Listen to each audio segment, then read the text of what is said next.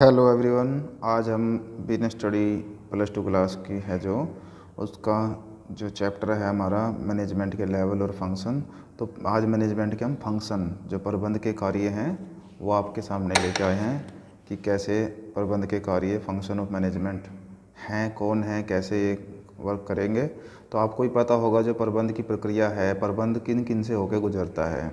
तो प्रबंध को सबसे पहले करने के लिए प्लानिंग करनी पड़ेगी, ऑर्गेनाइजिंग होगी, स्टाफ रखा जाएगा, स्टाफिंग होगी, डायरेक्टिंग होगी, मतलब डायरेक्शन दिया जाएगा, और कंट्रोलिंग होगी लास्ट में। तो ये 5 स्टेप होके गुजरेगा तब हमारा प्रबंध वो होगा। तो जब भी हमारे को कभी ये पूछ ले प्रबंध के तत्व, प्रबंध के कार्य, प्रबंध की प्रक्रिया, तो उनके अंतर्गत ये ही 5 नाम आएंगे हमेशा: नियोजन, संगठन, नियुक्तिकरण, निर्देशन और नियंत्रण।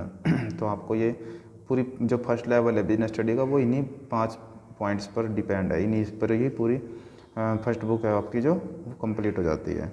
तो हम एक करके इन फंक्शंस के बारे में आपको बताएंगे, क्योंकि आज का हमारा क्वेश्चन है प्रबंध के कार्य के बारे में बताना है। ठीक है, प्रबंध के कार्य के वर्णन करना है। तो उसके लिए हम सबसे पहले एक करके बढ़ते हैं। सिंपल है, हेडिंग तो आपको याद होगी है। सबसे पहले है प्लानिंग। इसका अभिप्राय कुछ करने से पहले सोचना। It refer to thinking beforehand, मतलब कोई भी कार्य है उसको करने के लिए पहले ही रूपरेखा तैयार करनी पड़ती है ना। हमें भी कोई पर्सनल कोई काम हो या कुछ भी कहीं जाना है तो हम सबसे पहले क्या यही सोचते हैं ना, भाई हाँ हमें सपोज मार्केट जाना है, शूज़ खरीदने हैं, तो पहले से हम प्रोग्राम बना लेते हैं, भाई सुबह जाएंगे और भाई इस कंपनी का शूज़ लेंगे और इतने रुपए तक का लेंगे और इतने रुपए लेके चलते हैं और उस फ्रेंड को भी साथ में लेके जाएंगे। तो इस तरह की पहले से प्लानिंग करना, मतलब क्या करना है, कैसे करना है, कब करना है और किस व्यक्ति द्वारा किया जाना है, ये सब पहले से ही तय करके ही हम अपने उद्देश्य को आसानी से प्राप्त कर पाएंगे। जैसे मैंने सोच का एग्जांपल लिया, अगर हम प्लानिंग नहीं करेंगे तो क्या पता पैसे कम पड़ जाएं, क्या पता दोस्त ना आए। तो जब तक हम पहले से प्री प्लानिंग नहीं करेंगे तो हम उद्देश्य को प्राप्त नहीं कर पाएंगे। उद्देश्य की एक नियोजन की एक प्रक्रिया काफ़ी लंबी है, तो उसमें क्या क्या कदम उठाएंगे उसमें से जैसे कि सबसे पहले हम उद्देश्य को तय कर लेंगे, निर्धारित कर लेंगे, भाई हमें ये उद्देश्य पूरा करना है। फिर सीमाएं विकसित करना, जो हमारे जो सीमाएं हैं, लिमिट हैं, उनके अनुसार ही रह के हमें वो कार्य करना है। फिर वैकल्पिक कार्रवाई की पहचान, जो हम कार्य करने वाले हैं उसकी पहले से ही पहचान कर लेंगे, वहाँ से जाएंगे, उस रास्ते से जाएंगे, ऐसे करेंगे। फिर वैकल्पिक कार्रवाई का मूल्यांकन करना। फिर उसके बाद एक विकल्प का चयन करना, जैसे भाई इस तरह से करेंगे या उस तरह से करेंगे। योजनाओं को फिर लागू कर देंगे और समीक्षा कर देंगे, फॉलो अप एक्शन, मतलब फिर अब अपना एक्शन लेंगे और अपना नियोजन शुरू करेंगे। उसके बाद जो हमारा दूसरा कार्य है प्रबंध का वो है संगठन, मतलब कि ऑर्गेनाइजिंग। संगठन या ऑर्गेनाइजिंग का मतलब है, इसका अभिप्राय क्या है कि इसका अभिप्राय सामूहिक उद्देश्यों की प्राप्ति हेतु विभिन्न अंगों में महत्वपूर्ण समायोजन करना। नियोजन तो क्या है, जो हमने विचार किया था उसको एक लिख देना, भाई हमें ऐसे ऐसे कुछ कार्य करना है, तो वो तो नियोजन मात्र हो गया। पर जो हमने नियोजन किया है उसको संगठन में कैसे ढाला जाएगा, उसके लिए हम अपने कार्य को छोटे छोटे भागों में बांटेंगे। फिर उन कार्यों को करने के लिए विभागों को बांट देंगे, अलग अलग विभागों में दे देंगे, भाई ये आपका कार्य, ये आपका कार्य। फिर उन विभिन्न पदों को विभाग बना दिए ना, फिर उसके बाद उनमें कर्मचारियों के अधिक सौंप देंगे, भाई तुम्हारा ये कार्य है। फिर उनको एक रिस्पॉन्सिबिलिटी दे देंगे, भाई इतना ये यहाँ तक आप ये कार्य कर सकते हैं। तो एक डिपार्टमेंट बना दिया, सारा कुछ ऑर्गेनाइजिंग तैयार हो गई, संगठन तैयार हो गया। तो इस तरह से संगठन है हमारा तैयार हो जाता है। और संगठन क्या क्या कार्य पूरा करेगा, प्रबंध के संगठन कार्य को पूरा करने के लिए क्या क्या कदम उठाएंगे। एक तो होगा कार्य की पहचान, भाई क्या क्या काम होगा, कैसे होगा, ठीक है, उसको बांट देंगे, डिवीजन मतलब बंटवारा, भाई किसी को ये, किसी का ये काम। फिर विभागीकरण का मतलब है डिपार्टमेंट बना दिए जाएंगे। जैसे कि हम अगर पढ़ाई की बात करें तो जैसे हम यूनिवर्सिटी में जाते हैं तो अलग अलग होता है, जैसे कि ये कॉलेज, जैसे यूनिवर्सिटी में जैसे आर्ट डिपार्टमेंट हो गया, कॉमर्स डिपार्टमेंट हो गया और मेडिकल नॉन मेडिकल डिपार्टमेंट हो गया। मतलब कि बीकॉम साइड अलग हो गया, बीए वगैरह का डिपार्टमेंट और बीएससी वगैरह का अलग, इस तरह से हो जाता है। तो डिपार्टमेंट बन जाते हैं। तो कार्य सौंपना, फिर उनको कार्य काम सौंप देंगे, ड्यूटीज़ दे देंगे। और ड्यूटी सौंपने के बाद है सूचनाएं प्रेषित करने के संबंध स्थापित करना, भाई एक दूसरे को कैसे जानकारी देनी है, कैसे कार्य को करना है, ये सारा संगठन का ही पार्ट है। फिर उसके बाद अगला कार्य हमारा आ गया नियुक्तिकरण, मतलब कि स्टाफिंग।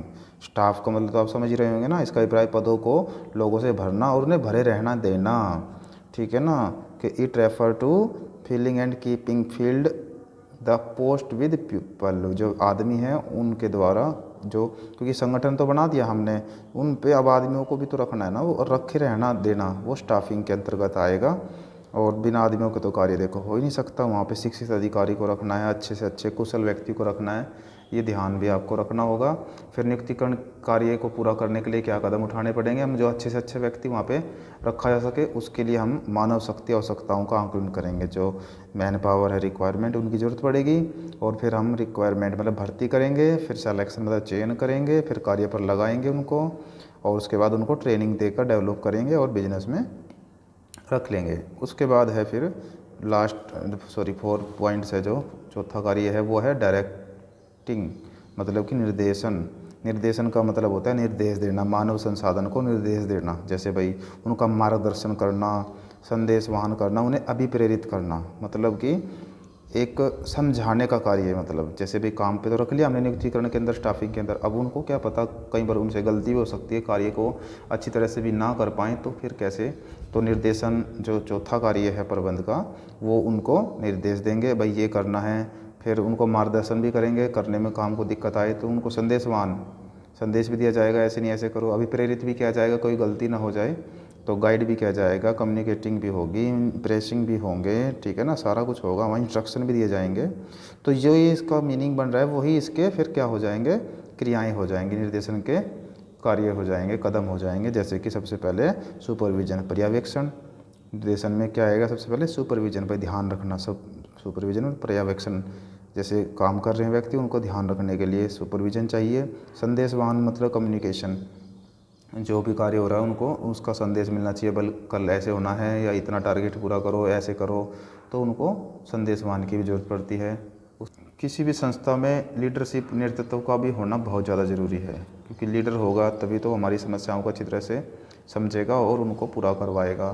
तो एक पॉइंट हो गया लीडरशिप, नेतृत्व, संदेशवान के बाद नेतृत्व मतलब लीडरशिप आ गया। फिर आ गया अभी प्रेरणा, मतलब मोटिवेशन या मोटिवेटिंग जो भी है। तो मोटिवेशन होगा जैसे कर्मचारी काम पे अगर उनको मोटिवेट करना, आप कर सकते हो, अच्छा कर सकते हो, ये कर सकते हो, वो सब कर सकते हो, इससे कॉन्फिडेंस बढ़ जाता है उनका। तो बाकी यहाँ पे डिटेल लिखी हुई है, मैंने आपको समझा भी दी है। उसके बाद आ गया है फिर कंट्रोलिंग, आपका लास्ट एंड फाइनल पॉइंट है जो है वो है कंट्रोलिंग, मतलब कि नियंत्रण। नियंत्रण का मतलब है भाई आपने प्लानिंग भी कर ली, संगठन ढांचा भी तैयार कर लिया, व्यक्तियों को स्टाफ भी लगा दिया वहाँ पे, उनको डायरेक्शन भी दे दिया काम करने का। अब वो काम को सही करें या लड़ाई झगड़ा करें या फिर ना काम पे आएँ, तो इन सब चीज़ों का भी ध्यान रखने के लिए, मतलब एक डिसिप्लिन बनाए रखने के लिए उनके ऊपर कंट्रोल का होना भी ज़रूरी है। और इसका वैसे कंट्रोलिंग का मीनिंग सुन सकते हैं आप यहाँ पे, इसका अभिप्राय वास्तविक परिणामों को इच्छित परिणामों के नज़दीक लाना। भाई वास्तव में क्या परिणाम निकलने की संभावना और इच्छित जो हम चाह रहे हैं वो परिणाम कैसे लाए जाएंगे, वो कंट्रोलिंग के माध्यम से ही लाए जा सकते हैं। तो प्रबंध यह देखते हैं कि कार्य निश्चित योजना के अनुसार हो रहा है या नहीं हो रहा है, कार्य की किस्म, ठीक है ना, मात्रा पूर्व निर्धारित परिमापों के अनुरूप है भी या नहीं भी है। तो कोई भी गलती है उसमें सुधारात्मक कार्रवाई कैसे की जाएगी, करो, जब जाके हम अपना उद्देश्य प्राप्त कर पाएंगे।